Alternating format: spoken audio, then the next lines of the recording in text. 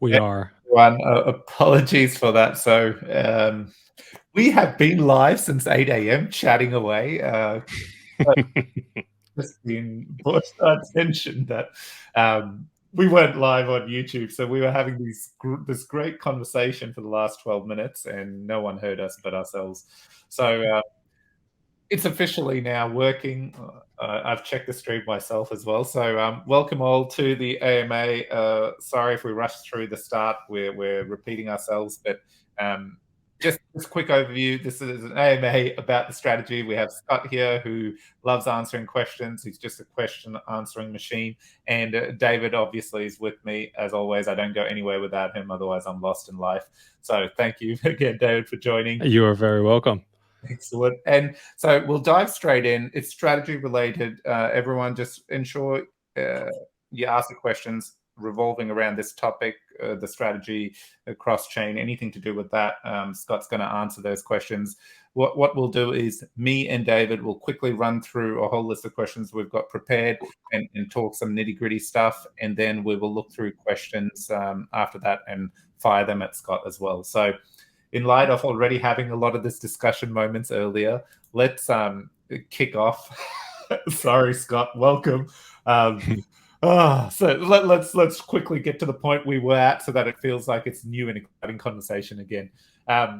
What were the key learnings of the past year that will inform Icon's strategy in 2023? Yeah, so kind of the two key things that I think I would want to focus on from high-level concepts would be collaboration and open source. So I think like a good example of collaboration being the best way to grow the Icon community, or an excellent way to grow the Icon community, was kind of what happened with Harmony and the collaboration with Icon Bridge and like Wonder Game. And I remember seeing we had like a specific Harmonauts section in Discord where we bring in new community members, and I thought that was a really great initiative, and helps create like new, passionate, sticky community members. So I definitely think collaboration with other protocols and networks is a great strategy, and something I hope to see more of in 2023. And then from a open source perspective, you can save like a lot of time and resources from leveraging kind of what has been done in the industry already and building on top of that. So that really informed, where xCall fits in, and leveraging like the IBC protocol, for example, and collaborating with that community, I think kind of hits both of those points. Cool. I did add a lot of stuff the last time. That's some great commentary that's just going to be lost forever, I guess. Yeah. David? Yeah, no one will ever know what happened there, but we can move on to the next questions, which is what are the key priorities for Icon in 2023? Yeah, I think I want to keep laser focused on that as well, and keep this answer very short and just say xCall development. That's got to be like far and away the top priority. Of course, there's some like smaller side things that I think could be accomplished with different resources, such as just getting adoption of the xCall itself, and the Lydia Labs proposal for improving IASS, I think will help a lot when people start looking more into Icon as a cross-chain hub. They're going to want to see secure, sustainable block production and token economics. So I think like that proposal is important, but overall, like by far top priority has got to be xCall development. Cool. Yeah. Can I ask, what about BTP in this scenario for 2023? Right. Yeah. So now we're getting back to where we were before. So I think like the a really easy way to break it down is like nothing's changing for BTP, is something Fez had mentioned before, and stating it very clearly. There's kind of three key development groups that I think of for the cross-chain efforts. There's iBriz, HugoByte, and Icon Loop. And I view them all as separate from the Icon Foundation. So the Icon Foundation's core goal is growing xCall at this point and deploying that on multiple networks with multiple different protocols, providing the best developer experience there. But there's these three other development teams that we leverage for development resources and implementations. The previous strategy was like Icon Loop is developing the BTP protocol. They'll build the protocol, which is going to be like the instruction manual. And then iBriz and HugoByte will follow that instruction manual and implement it on multiple different networks. But at this point, Icon Loop is still doing that. Icon Loop is still building the instruction manual for BTP, and they're also going to be building implementations of it as well. But now, instead of Ibers and HugoByte following Icon Loop's instruction manual for BTP, they can follow IBC, Optimism, any other protocols that have been like clearly outlined. So we can kind of go more horizontal there in terms of the protocols that we support. Instead of being solely focused on supporting BTP, we can broaden that scope. And I think it's to the benefit of Icon as other protocols are developed. I saw just like a zero knowledge proof company just raised money. I think it was called Sovereign, that I'm really interested in and seeing kind of the growth and new types of cross-chain protocols emerging. There's no reason to kind of tie all development resources into one very specific protocol. Yeah, fair enough. That's good. So, okay, xCall. We keep talking about it. I've seen some great content out of you explaining what the xCall service is. So I'm going to ask you, could you break down what the xCall service is? Yeah, I could start like waving my hands and trying to like really break it down, but I think I've never done a better job doing it than I have on my Twitter thread. I could honestly read through it here, but I would direct everybody to my pinned message on my Twitter at Benny_options, just to kind of go through the example I have where a protocol is like a mail service and xCall service. So like a protocol like BTP would be like FedEx, IBC would be UPS, and maybe the optimistic approach would be USPS. And these are all different protocols. And then the xCall service is something that kind of sits on top of it, which would be like the brick and mortar store that you walk into. So when you want to use FedEx, you walk into a FedEx store. But like the xCall, for example, could be a store you walk into and you have the option. Do you want to mail with USPS, which is cheaper and slower? Do you want to mail with UPS, has their own specific benefits? Or do you want to mail with FedEx? So the xCall service almost kind of provides optionality to developers, right? If the metaphor I've used in my Twitter thread is about mailing something, but the true target market of the xCall service are people who are building developers who are building cross-chain apps, and we want to give them optionality. Like I hesitate to call the xCall an aggregator yet, because aggregator tends to be like also conflated with optimizer, like something that gets you the best possible solution given certain things. But this is really just about providing different options. Do you want like the cheaper and slower thing? Do you want the slower and more secure? Do you want the faster, cheaper, less secure? Like it's just optionality for different use cases. That's how I think about it. Makes sense. And that's what xCall brings. Yeah. And just I can see a lot of questions coming through. Great stuff. We will throw them at Scott soon. So don't worry, we're not ignoring all the questions. A few more questions and then we'll start throwing some of that. Yeah.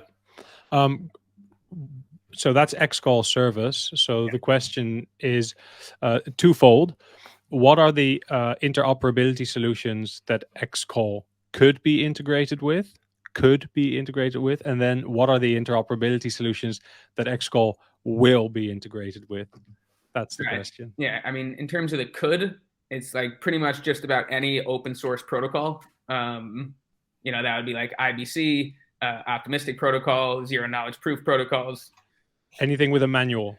Anything with a manual, exactly. Anything that says, here's how you do it, and we want people to do this. Open source technology is all about, collaboration and, everyone kind of working together, finding bugs and, kind of building up, making the technology better and better. So things like, IBC are very much supportive of people, implementing the protocol. So anything that has a manual, like you said. And then in terms of what will be integrated with, definitely targeting BTP and IBC initially, because of Icon's kind of unique architecture that we added with BTP blocks can be extended to IBC. So it makes Icon uniquely special for for light client-based solutions and being a hub for that.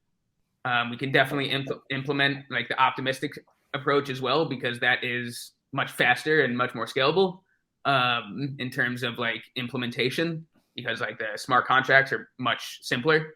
But I think Icon is kind of uniquely positioned to focus on light client protocols.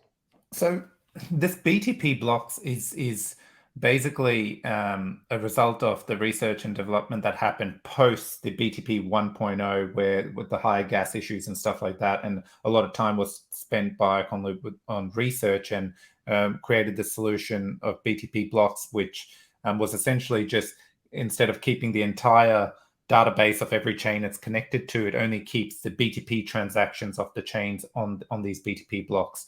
Have I summarized that in a very high level?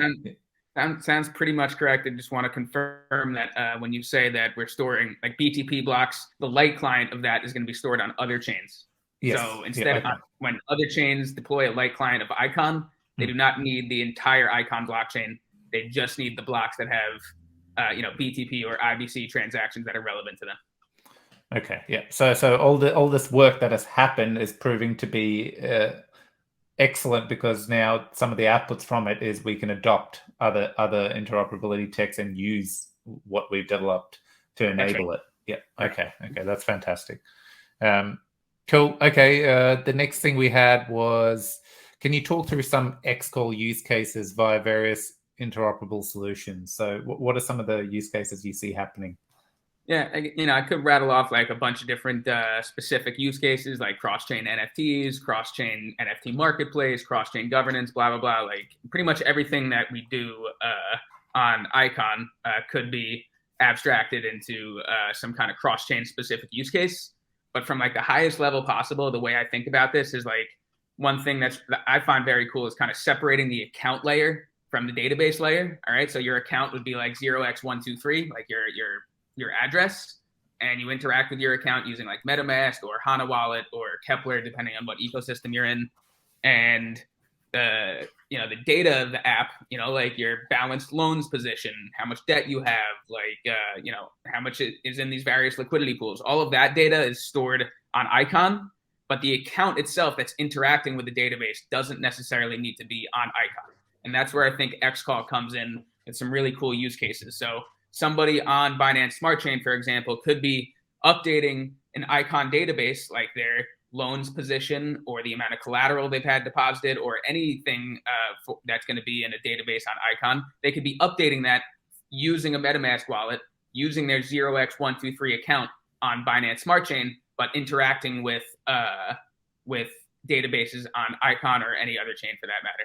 So I think, from the highest level, we're separating the account layer from the database layer of blockchains, which I find fairly interesting.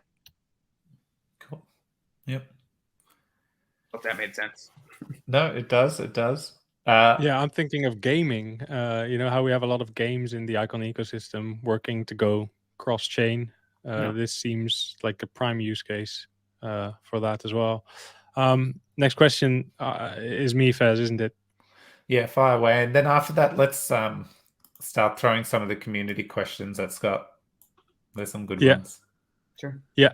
So this question is, how do you see BTP and the other interoperable solutions out there working side by side? How does BTP and IBC, do they coexist or complement each other? Yeah, I do think that overall, from a high level, just like different security assumptions, different speed, different costs, different APIs, kind of just is, again, kind of offering that optionality. BTP and IBC are probably the most similar out of like multiple solutions we can offer. But yeah, I mean, all of them can work side by side, and whatever developers that are building cross-chain apps want to use is kind of what we should support. So, yeah. Okay. So dApp developers would look at, hey, which interoperability solution should we use? Right. And then if cost is the biggest issue, then they're going to look which one's the cheapest. If speed is the determining factor, they might, yeah. Okay. So in that way, there is room for BTP to get developed, get finalized, and grow. I mean, BTP is like good security assumptions. It has like routing already supported. There's like the relay incentive layer is like fairly robust compared to IBC. IBC is maybe a little like simpler implementation, has had multiple people looking at it, and so it's been around for longer, has had more eyeballs on it, so there's like kind of different needs there, I think, as well. Okay, thanks. And then, well, Rook here has asked a question that ties in perfectly. Is it possible for xCall to send messages from one interoperability protocol to another? Yeah, I think that's something. I've thought about that as well, but I would like to focus on that later. Like the initial thing, let's get an IBC connection up and running, and then maybe the CPS or any developer could look at the stack that we built and say, all right, I want to build a router contract. Let me apply to the CPS or apply for a grant, or maybe we could use dev resources for that from HugoByte or iBriz to build this kind of router contract that routes messages between different protocols. That would probably be built on Icon specifically. Interesting. There's no reason you shouldn't be able to convert messages or anything like that.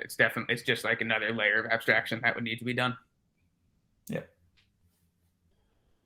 That should be a satisfying answer for Rook, and also nice to know that he and Scott apparently think about the same stuff all the time. Then next question, Mr. SDS8 asks, what would be the main challenge of integrating xCall into IBC? IBC is well documented for devs. Have any documentation been found specifically useful for the xCall integration? Yeah, I mean, like that IBC repo with all the ICS standards is definitely extremely helpful. I've also been able to talk to people at the Interchain Foundation to get technical support and whatnot as we go through the process. They're helpful, so. David has a question here. Not David, other David. Will he also be targeting layer 2 solutions as well as top layer 1 networks?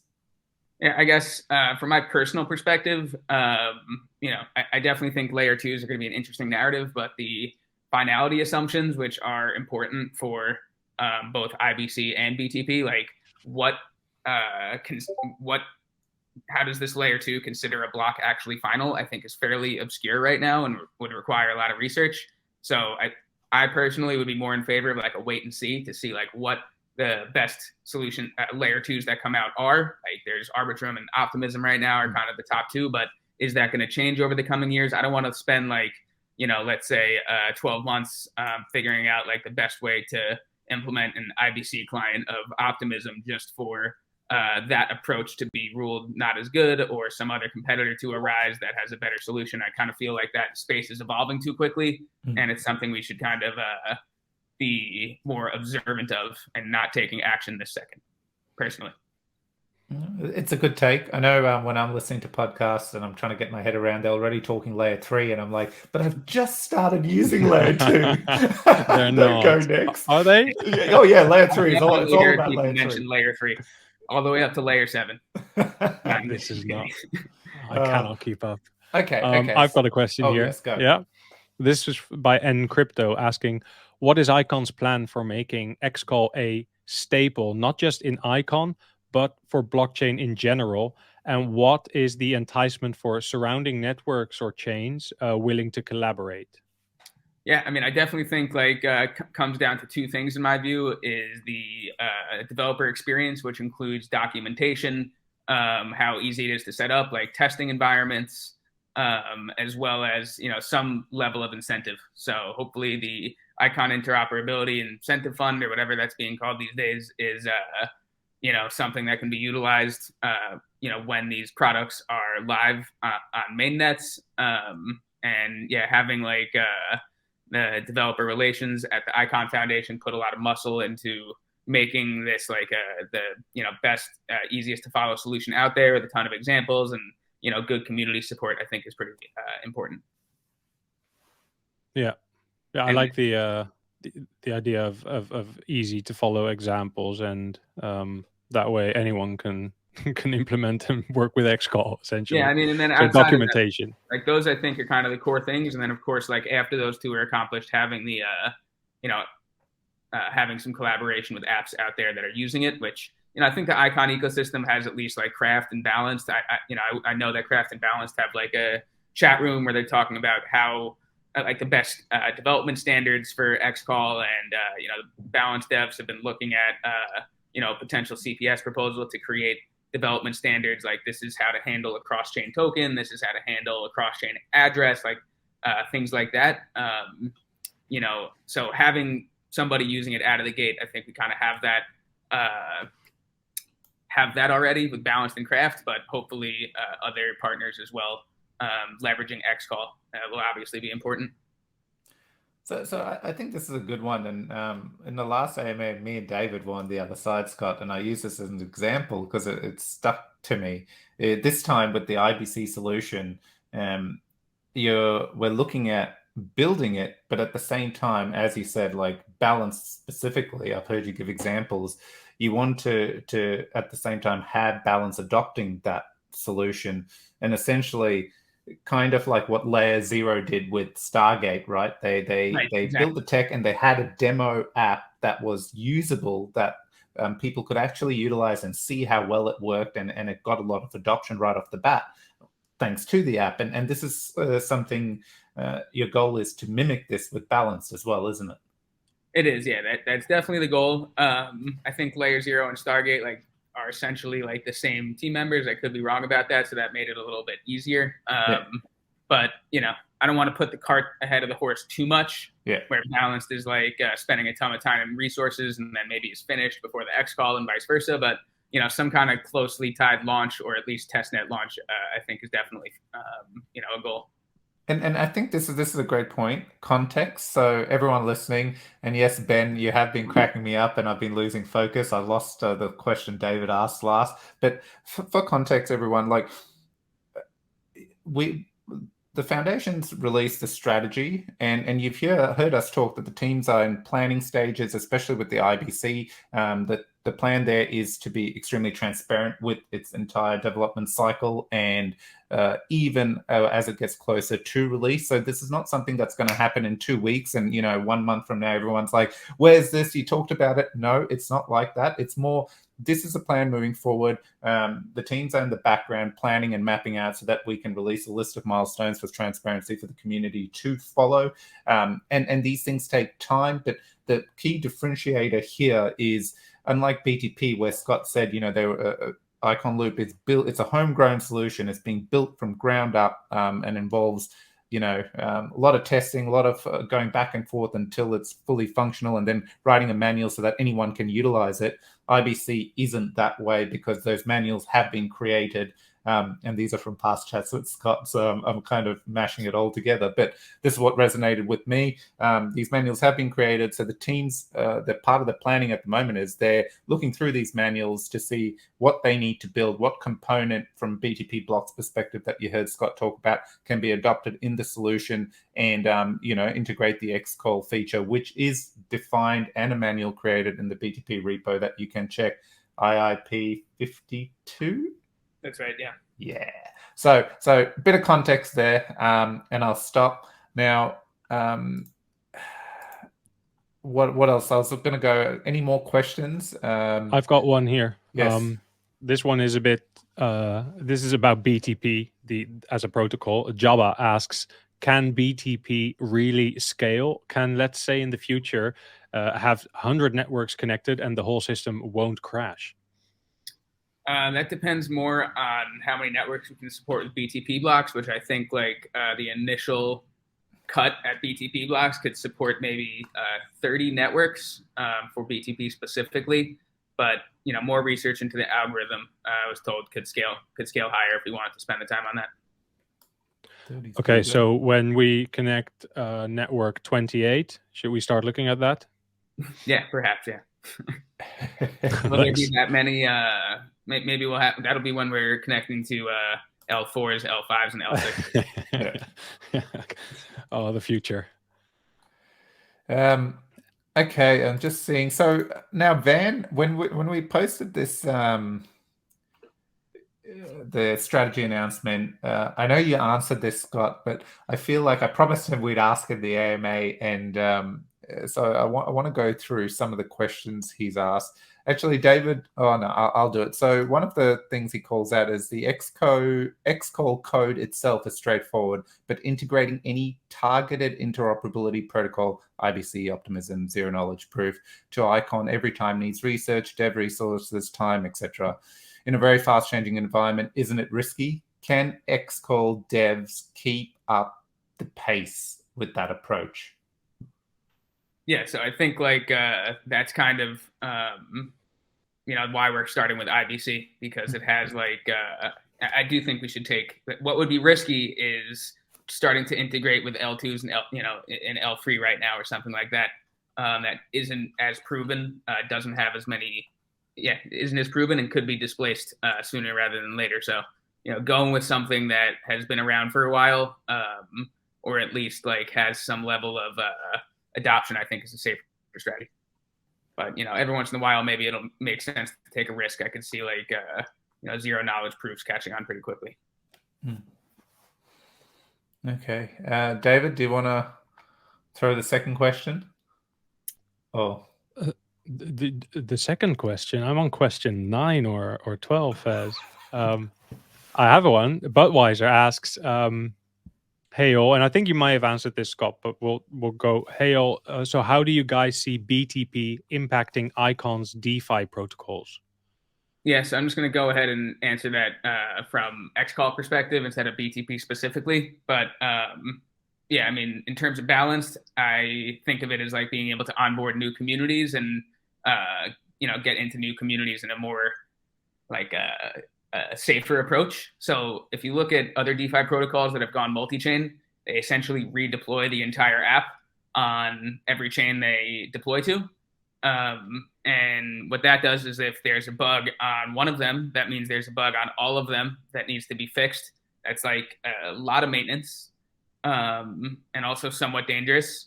While the approach with using the xCall service and separate, like what I was saying earlier about separating the account layer from the database layer, like if the database also holds all the logic, then you have all your logic and data in one spot. If you need to patch something, you patch it once and you're totally good. While people are just sending messages to your database from other networks. So that's how I envision kind of this like logic/data hub and account spoke model for anyone that's building a cross-chain app kind of in general. And xCall will enable that for Icon apps, at least in the short term, yeah. So for DeFi, but also for other categories really. of dApps. Yeah, exactly. Yeah. Yeah. All right, Fez. Yeah. Have you found a question? Yeah, there's a few coming through. So I just realized I accidentally clicked wrong. But yeah, so I mean, I set the frame and gave a bit of context, but maybe Scott, you can be quite direct with talking through expectations. Is there, I don't know, is it showing it on your screen? Is there any chance that we'll see xCall and BTP working this year? Yeah, I'm not going to answer any like questions on timeline and stuff like that, I would say. Yeah. Okay. There we go. Very direct. Okay. What else have we got? Are there any dApps from other chains that are showing interest in utilizing xCall? That's not really like something I'm focused on right now in terms of like trying to find other apps. I also think it's a bit early. Balanced and Craft being so ingrained in the Icon ecosystem and helping us, I think makes sense. But if I was to like approach SushiSwap or Curve or like big apps from other ecosystems, I think it would make sense to have a little bit more developed, a little bit more documented, and something to point them to.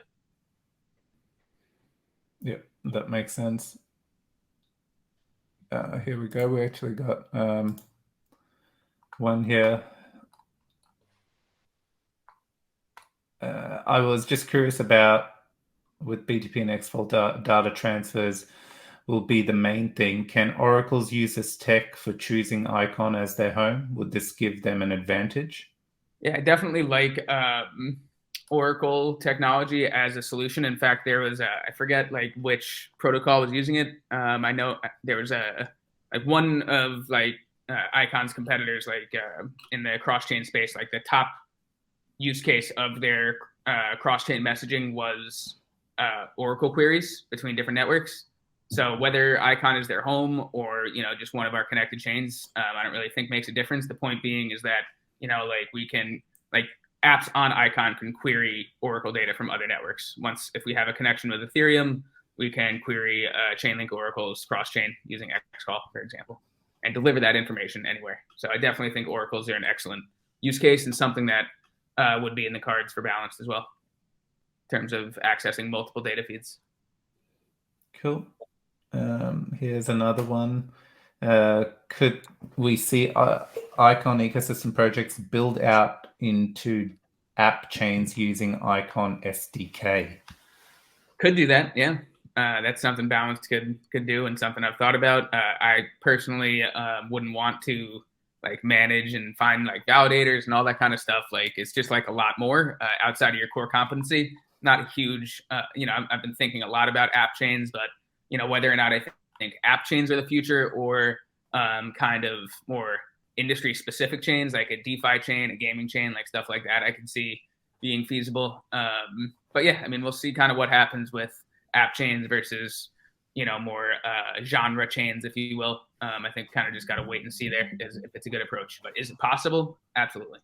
Yeah. Right. I've got one more question here. It's about the image that Icon has. The question is, what is Icon's strategy for revamping its image as a long-standing network in terms of gaining notoriety and exposure that it deserves? And I'm not sure if you can talk to this, but I thought I'd throw up the question anyways and see what happens. Yeah, I'm going to go ahead and punt that one over to someone else at Icon, like on the strategy or on the marketing and communication side. Next AMA. Yeah. Fez? Just taking care of something. Yeah, no, look, I've asked all the questions. I was just seeing Van had put another, I was quickly looking through. But if there are any more questions, keep them coming. So why am I looking so good? Thanks, Katara. He's asking why I'm looking. I just wake up like this, man. And, I knew you'd be on the stream, so I decided to look pretty. There you go. Okay, so one of the questions Van asked, and I don't know, Scott, if you had any insights too, is do we know what the gas fees were initially for BTP, which led to the delay? And do we know how high, what was the desired result to push forward? Do you have any insights into that so that the community has a bit of context as to why we did go down this path of stopping it and then back to research rather than just pushing through and taking on the costs? Yeah, I think it was mid 5 figures per day. So maybe like $50,000 per day to maintain, something like that. Maybe like 25 for each connection. And we had 2 connections, like something like that. But at this point, with BTP blocks, the cost can be put on a per transaction basis. So depending on the cost to update the client, because it's all because of BTP blocks. So I would say, like, by definition, since it's it's transactional, that there's no chance we can't achieve a desirable result because it would be passed on to the user. Now, will it be prohibitive to the user? That is a different question. But like being able to have a situation where relays aren't just passing like completely useless information and paying like 25 to 50 grand a day just to pass blocks that are completely irrelevant versus somebody paying to have a block delivered, I think is a totally different situation. Yeah. Okay. No, thanks for answering that. I hope, so that's good to have context. And I know even Jabba very much was once made a comment about, the fees may have not been that high, but it goes to show they were quite high. How will Parramatta mainnets pay for BTP fees by Rook? Scott, do we have any insights? No, and I would say that the Parameter is an Icon Loop thing. It's kind of their own business, and if it uses Icon's implementation of BTP, that's fine. But I do think of Parameter and Icon Loop, like each individual Icon SDK chain. If you want to see like how that works out, I mean, look at the Cosmos ecosystem. I think is the most comparable. Like everyone has their own implementation of IBC because everything, like they all have IBC clients like written into the core software. So there's no reason to use like a hub and spoke architecture when they're all hubs. Yeah. I think people just need to understand how the Cosmos ecosystem works and how protocols work, where it's really just documentation and anyone can implement it on their own.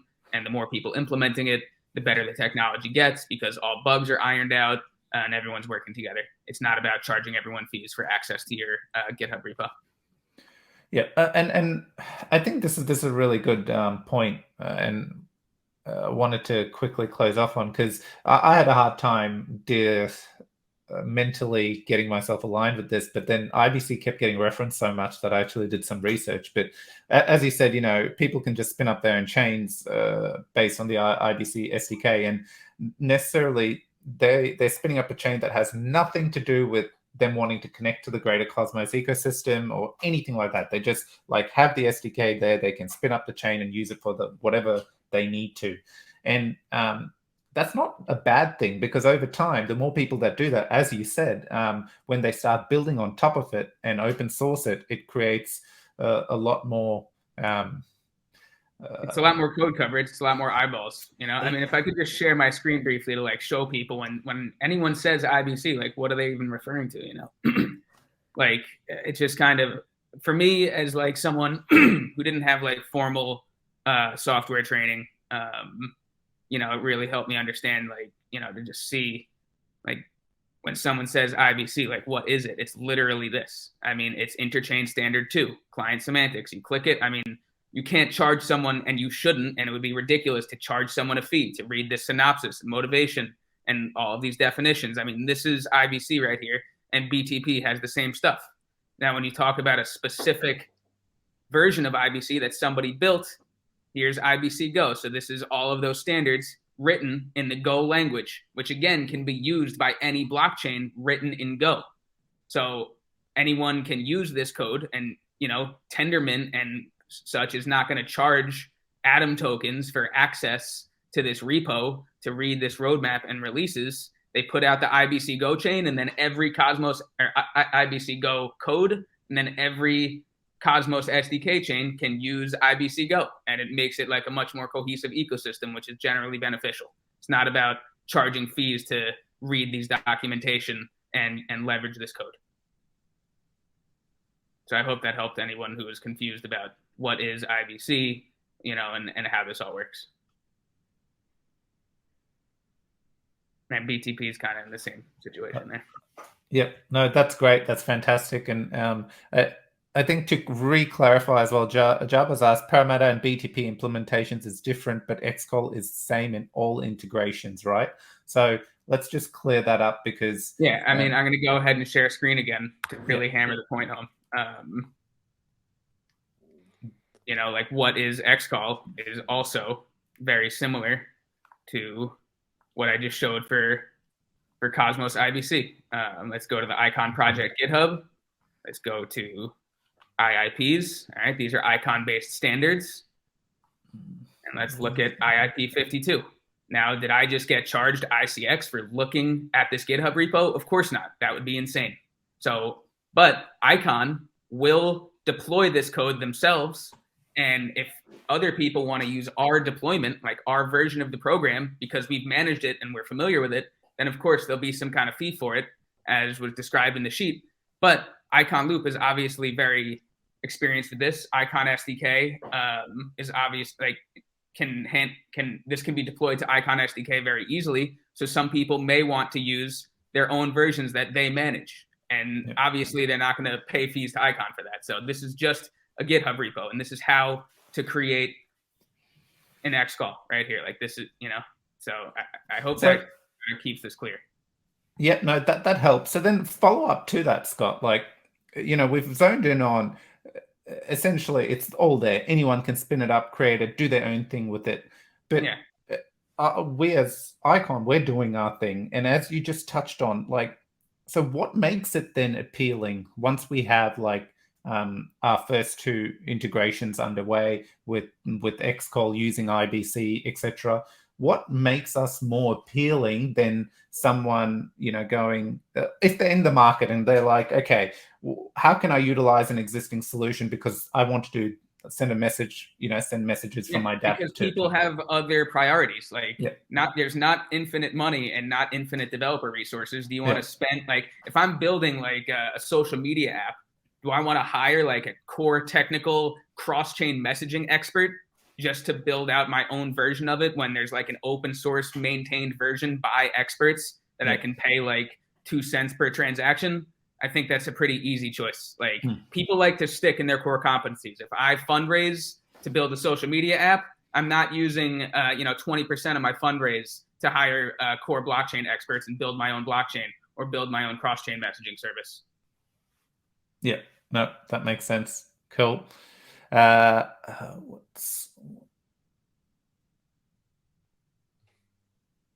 So Rooks, rephrase the question. What if a Parameter mainnet wants to reach a public blockchain that uses BTP?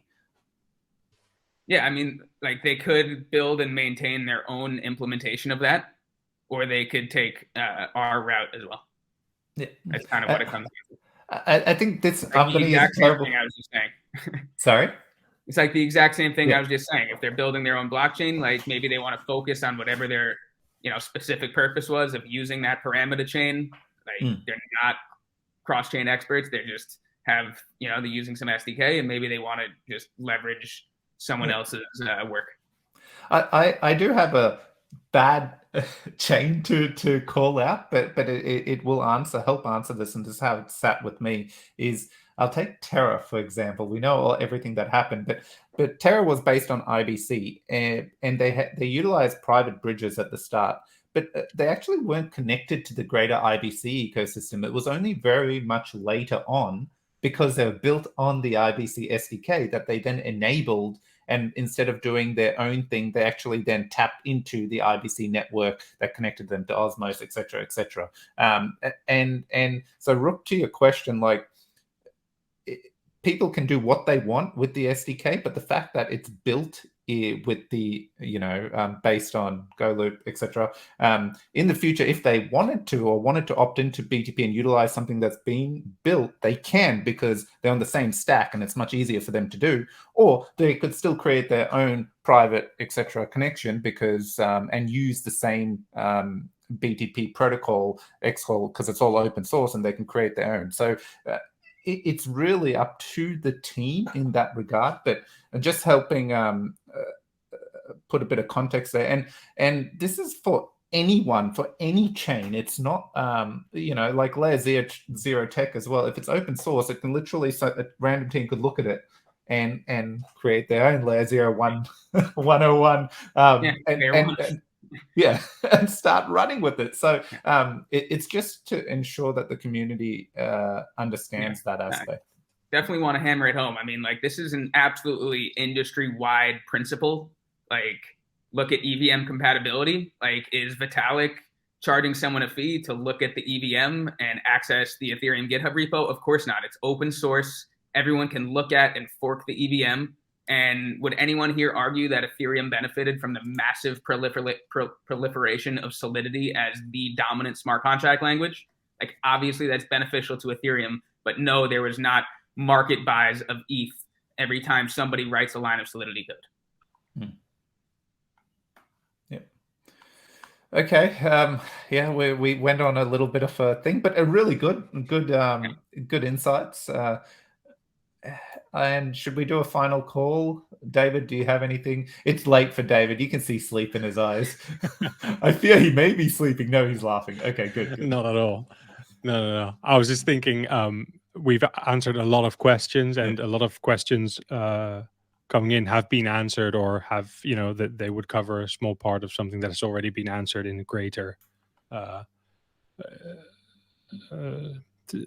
part. So what I mean to say is, for anyone coming in asking questions, if they haven't been answered now, watch this AMA from the start and you will find the answer to your question. That's what I'm saying. Cool. Okay, we do have one more question, and then what are you guys most excited for this year? Everything we just talked about. Yeah. I'm most excited for seeing like xCall out in the wild, whether it's passing Oracle data information or being used for deposits unbalanced or something of that effect. Yeah. Cool. Same. So I think if there's nothing else, we'll close it out. Just a quick thing to in the last dev update, it is that dev update time, right? It was called out that BTP milestones. It's something the community was asking for. Scott, I have heard, I've seen that there's it's been worked through and looking to get released so that the community and everyone can be very aware of how much is left. But when I did get a glimpse at it, there was one takeaway that I asked you in a private conversation, and I felt like it would be good to give context, was in the past with BTP 1.0, we had this solution, written up, and then we had the integrations team literally build the integrations. This time with BTP 2.0, we're doing it a little bit different, aren't we? So in terms of the BTP solution has been built out, designed and tested, but there's also an integration being built along the side of it to get deployed to testnet in terms of Binance Smart Chain. That is true. Yeah. No, I mean, I would say, Icon Loop this time around is focusing on both the protocol itself and an implementation of it.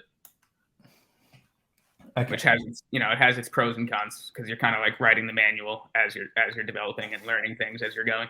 Yeah, great. Okay, so next dev update, expect a bit of milestones list as well, so everyone can see how far along things are. And that answered that question. I have nothing else. Okay, all right. Yeah, appreciate the time as always, Fez, David. Always great coming on your show here. Yep. No, Thank you. Appreciate it, Scott. Thanks everyone for all the questions and joining us as well. Until next time, take care, everyone.